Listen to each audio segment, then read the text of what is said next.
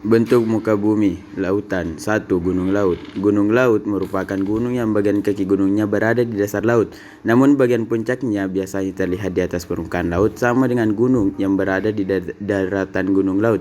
Terbentuk dari aktivitas endogen dari dalam bumi, yaitu aktivitas vulkanis dan tektonik gunung. Anak Krakatau adalah salah satu contoh gunung laut. Selanjutnya nomor 2, paparan benua.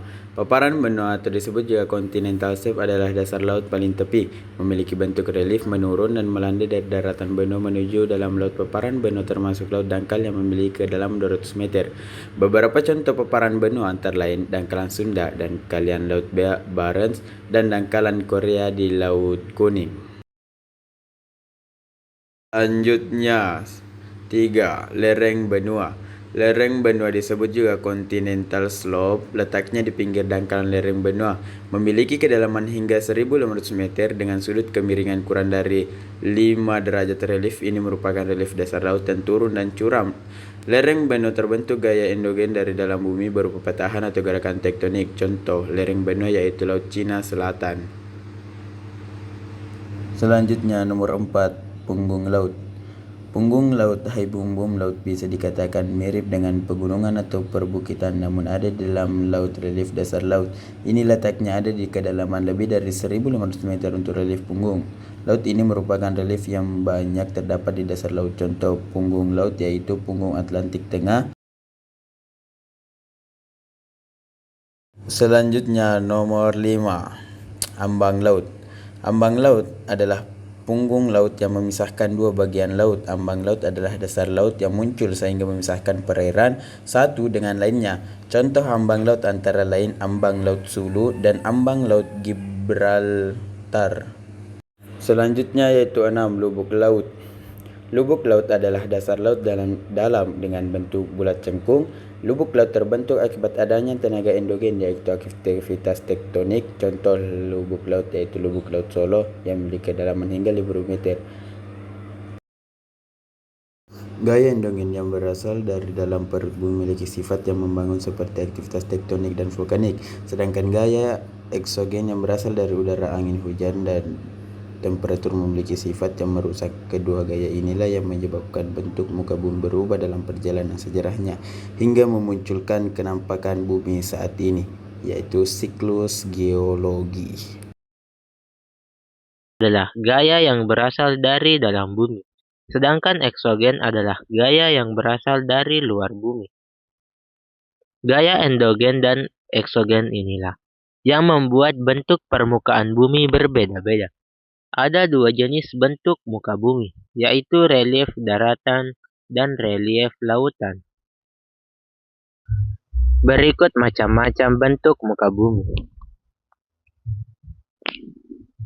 Bentuk muka bumi daratan. 1. Gunung. Gunung terbentuk dari gaya endogen, seperti aktivitas tektonik dan vulkanis. Gunung memiliki 3 bagian, yaitu puncak gunung, lereng gunung, dan kaki gunung. Indonesia sendiri memiliki banyak gunung. Sebut saja beberapa gunung besar seperti Gunung Semeru, Gunung Gamalama, Gunung Anggun, dan Gunung Merapi. 2. Pegunungan. Pegunungan terbentuk karena adanya gaya endogen, yaitu proses patahan dan lipatan dari dalam bumi. Pegunungan sendiri ada yang merupakan pegunungan tinggi dan pegunungan rendah. Pegunungan memiliki bentuk memanjang. Beberapa contoh pegunungan di Indonesia yaitu Pegunungan Dieng, Pegunungan Bukit Barisan, dan Pegunungan Meratus. 3. Perbukitan. Sedikit berbeda dengan pegunungan. Meskipun memiliki ketinggian yang lebih dari dataran di area sekitarnya, namun perbukitan lebih rendah dibandingkan pegunungan. Perbukitan adalah bentuk muka bumi yang terdiri dari deretan bukit-bukit yang memanjang. Perbukitan memiliki ketinggian sekitar 20 hingga 300 meter. Contoh perbukitan antara lain Bukit Tinggi dan Bukit Sumedang. 4. Dataran tinggi. Dataran tinggi adalah tanah datar dan luas, namun berada di daerah yang tinggi. Dataran tinggi atau plato memiliki ketinggian 200 hingga 1500 mdpl. Dataran tinggi terbentuk akibat erosi dan sedimentasi, dan bisa juga terbentuk dari bekas kaldera atau kawah gunung berapi yang luas. Contoh dataran tinggi yang ada di Indonesia antara lain Dataran tinggi Gayo Aceh, Dataran tinggi Dieng, Jawa Tengah, dan Dataran tinggi Malang, Jawa Timur.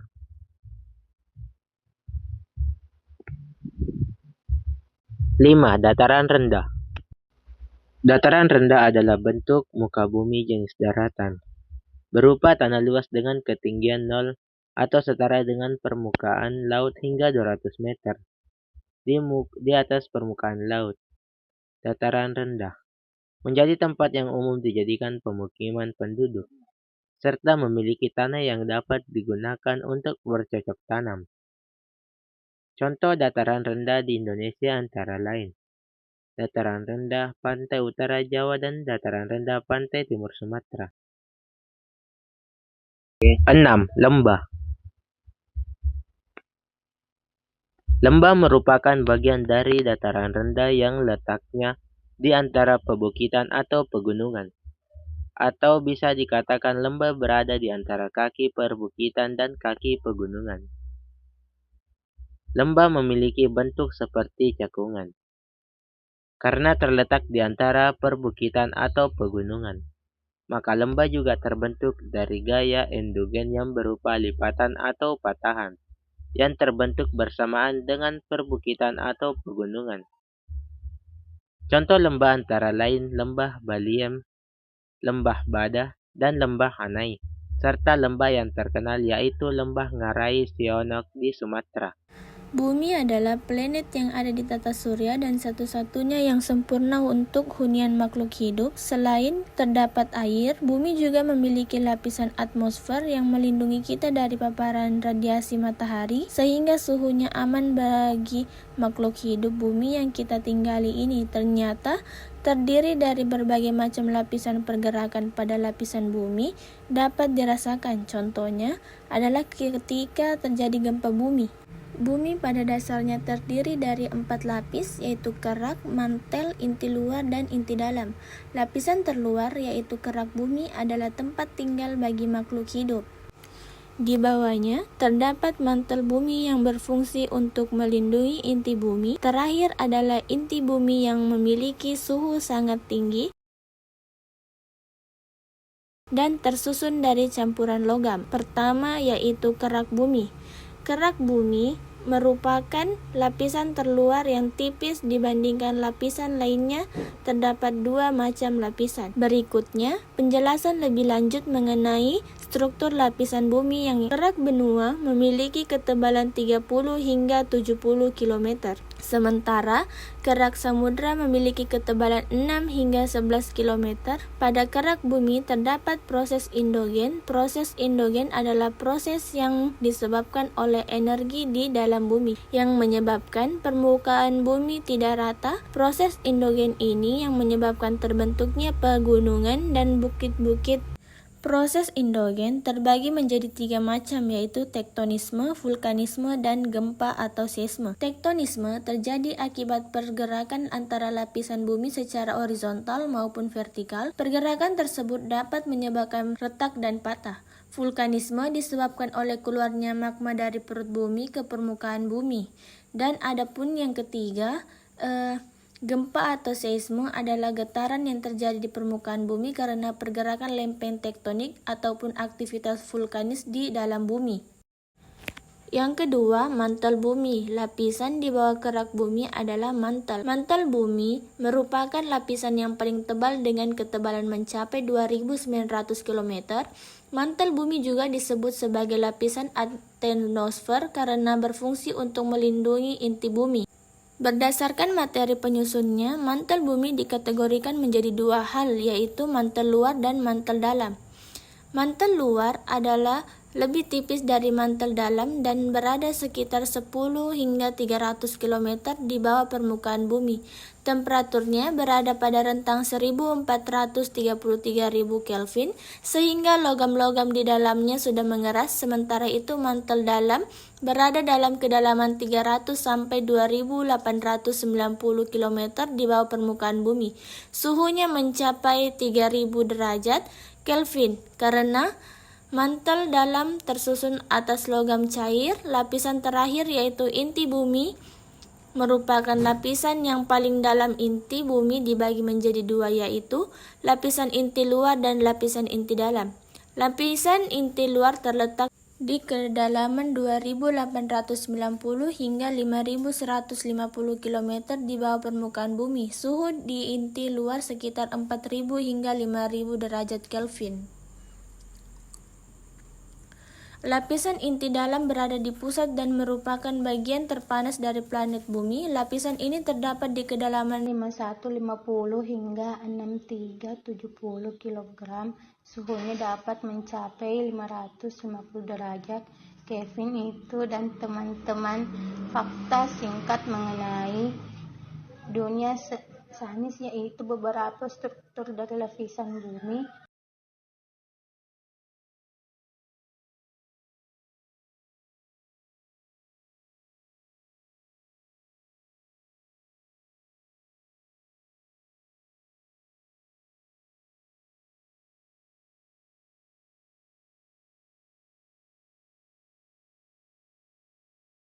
Lima 1.150 hingga 6.370 km.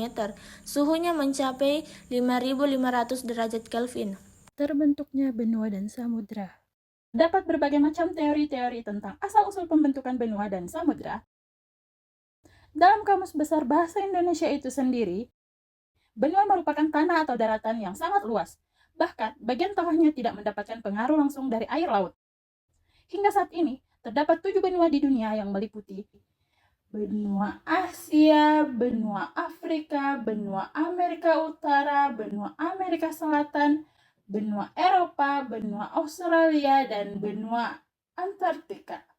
Lantas, apa yang dimaksud dengan samudra? Samudra adalah hamparan air asin yang sangat luas yang mengelilingi benua dari seluruh permukaan bumi.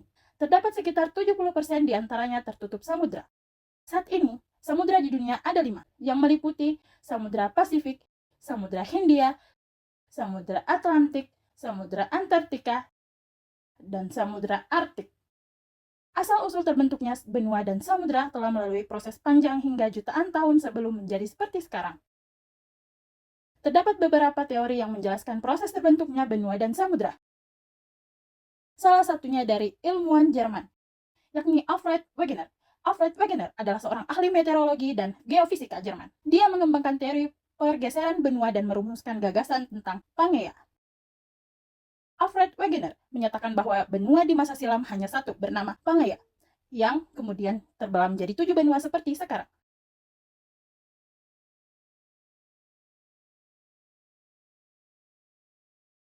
Teori 2 benua dikemukakan Edward Suez pada tahun 1884. Ia bertanggung jawab atas hipotesis 2 bekas unsur geografi besar, super benua Gondwana dan Samudra Tetis. Melalui teori ini, Edward Suez menyatakan bahwa bumi pada mulanya terbentuk dari 2 benua besar, yakni Laurasia di sekitar kutub utara dan Gondwana di sekitar kutub selatan. Kedua benua tersebut dipisahkan oleh perairan bernama Laut Tetis. Seiring masa, benua Laurasia dan Gondwana bergerak perlahan ke area ekuator dan terpecah menjadi benua-benua kecil. Benua Laurasia menjadi benua Eropa, Asia, Amerika Utara, dan Greenland. Sementara itu, benua Gondwana terpecah menjadi Amerika Selatan, Australia, Afrika, dan Antartika. Alfred Wegener menjelaskan, ketika kulit bumi mendingin, terbentuklah satu kontinen ringan yang terapung di atas batuan yang lebih berat.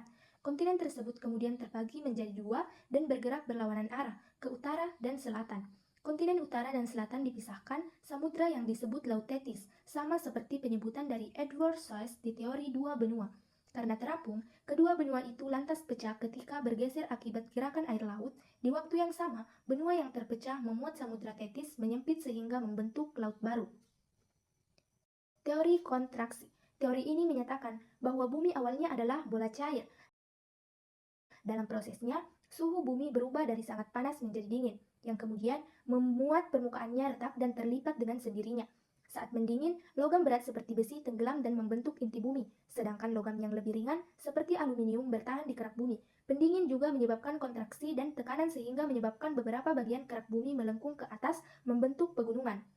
Bagian lain dari kerak melengkung ke bawah menciptakan cekungan samudra, namun teori ini sudah dianggap usang. Misalnya, beberapa kenampakan bumi berskala besar adalah hasil perluasan, bukan pemendekan atau penyusutan. Selain itu, setelah peluruhan radioaktif ditemukan, disadari bahwa itu akan melepaskan panas di dalam planet ini, merusak efek pendinginan yang menjadi dasar teori ini. Teori gravitasi. Teori gravitasi diambil dari pendapat beberapa ilmuwan yang menyatakan bahwa cekungan samudra terbentuk karena bintang besar lewat dekat bumi. Selama peristiwa tersebut, gravitasi menyebabkan tarik-menarik antara bintang besar dan bumi. Namun, karena bumi sewaktu itu masih panas dan lunak, sebagian kulit bumi tertarik membentuk cekungan samudra. Teori meteoritik. Teori meteoritik menyatakan bahwa cekungan samudra terjadi karena jatuhnya meteor. Benturan yang tinggi membuat pinggiran meteoritik tertinggal dan membentuk pegunungan-pegunungan di pantai.